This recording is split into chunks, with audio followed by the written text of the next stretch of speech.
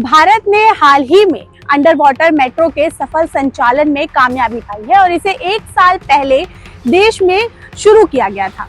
अब ये 520 मीटर लंबी सुरंग है जो हावड़ा और कोलकाता को जोड़ती है। इस नए प्रोजेक्ट में ट्रेनों को इलेक्ट्रोमैग्नेट का इस्तेमाल करके टनल में उठा दिया जाएगा और इसे मैग्लेव तकनीक के रूप में जाना जाता है, जो ट्रेन को 1000 किलोमीटर प्रति घंटे की गति तक पहुंचाएगा। इस तरह से दुबई से मुंबई तक की यात्रा मात्र 2 घंटे में पूरी हो सकेगी। Mumbai to Dubai via tunnel train जो समंदर से होकर गुजरेगी। सुनने में तो ये कल्पना लोक की कहानी लगती है, लेकिन सिविल इंजीनियर के संस्थानों में इस आइडिया पर काम हो रहा है। इसके खर्चे पर विचार किया जा रहा है और इस प्रोजेक्ट की प्रैक्टिकलिटी पर सीरियस डिस्कशन भी हो रहा है। मुंबई से Dubai under water rail project पर एक प्रस्तावित परियोजना बनाई जा रही है, जिसे संयुक्त अरब अमीरात की company national advisor bureau limited ने सुझाया। ये एक हाई स्पीड रेल नेटवर्क होगा जो अरब सागर से गुजरकर भारत और यूएई को जोड़ेगा। 2018 में आया था अंडर वाटर रेल प्रोजेक्ट का विचार। गौरतलब है कि ये थॉट पहली बार 2018 में आया था और हाल ही के सालों में इसकी चर्चा फिर से तेज हुई है, खासकर 2025 में। ध्यान देने वाली बात यह है कि हाल ही में दुबई के क्राउन प्रिंस शेख हमदान बिन मोहम्मद बिन राशिद अल मखदूम 8 से 9 अप्रैल तक भारत दौरे पर आए थे।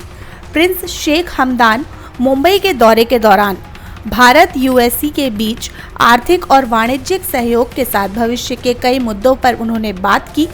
गल्फ के अखबार ने इस प्रोजेक्ट पर मंगलवार 8 अप्रैल को एक रिपोर्ट प्रकाशित की।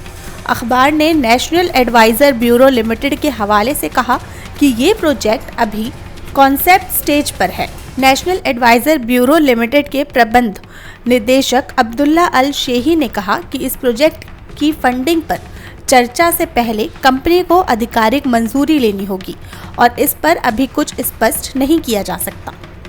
क्या है अंडर वाटर रेल प्रोजेक्ट?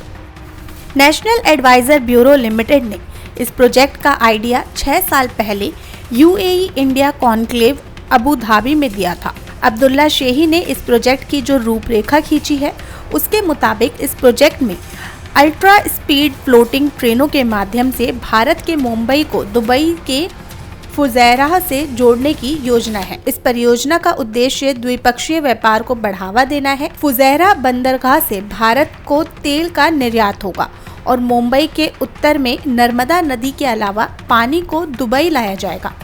इसके अलावा इस रूट पर ट्रेनें चलेंगी, जिससे यात्री भी मुंबई से दुबई और दुबई से मुंबई आ जा सकेंगे। अब्दुल्ला अल शेही के मुताबिक अगर ये प्रोजेक्ट सफल होता है तो कई अन्य रूट पर विचार किया जा सकता है और इसके दायरे में पाकिस्तान, बांग्लादेश के शहर भी आएंगे। अल शेही ने कहा कि हम इस क्षेत्र के लगभग 1.5 अरब लोगों के बारे में बात कर रहे हैं। उनके लिए विमान के बजाय ट्रेन का उपयोग करना आसान होगा।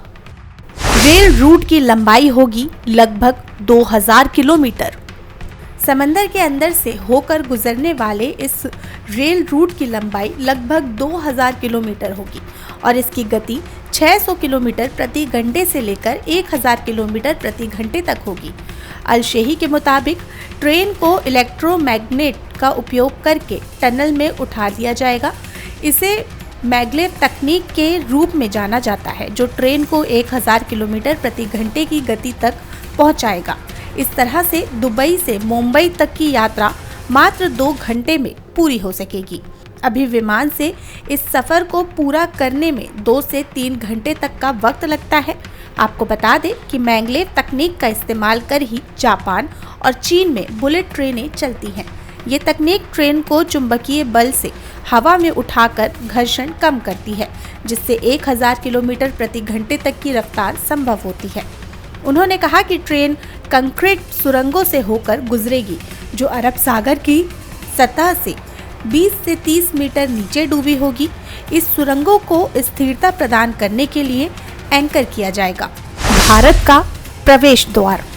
नेशनल एडवाइजर ब्यूरो लिमिटेड के प्रबंध निदेशक अल शेही का मानना है कि इस परियोजना के साथ यूएई यात्रियों को और माल दोनों के लिए अरब की खाड़ी में भारत का प्रवेश द्वार बन जाएगा और ये यूएई की राष्ट्रीय अर्थव्यवस्था के लिए एक रणनीति बदलाव होगा। क्रांतिकारी विचारों के लिए जाना जाता है नेशनल एडवाइजर ब्यूरो। बता दें कि नेशनल एडवाइजर ब्यूरो लिमिटेड एक स्टार्टअप और बड़े बिजनेस घरानों के लिए काम करने वाला एक सलाहकार फर्म है। दुबई की पानी की समस्या को खत्म करने की इस कंपनी की अंटार्कटिका से हिमखंड को खींचकर दुबई के समंदर तक लाने की क्रांतिकारी विचार इसी की है। फिर इस आइसबर्ग से पानी योग्य पानी बनाने का विचार पेश किया गया है। क्या दुनिया में चल रही ऐसी ट्रेनें दुनिया में अंडर वाटर रेल की अवधारणा नहीं है? कुछ परियोजनाएं पहले से मौजूद है या निर्माणाधीन है। चैनल टनल इसका सबसे मशहूर उदाहरण है, जो इंग्लैंड और फ्रांस को जोड़ता है। ये 50.45 किलोमीटर लंबी सुरंग 1994 में खुली थी। इसकी गहराई 75 मीटर तक है। इसमें यूरोस्टार ट्रेनें 160 किलोमीटर प्रति घंटे की रफ्तार से चलती हैं। भारत ने हाल ही में शुरू किया है अंडर वाटर मेट्रो। बता दें कि भारत ने हाल ही में अंडर वाटर मेट्रो के सफल संचालन में कामयाबी पाई है। इसे 1 साल पहले देश में शुरू किया गया है।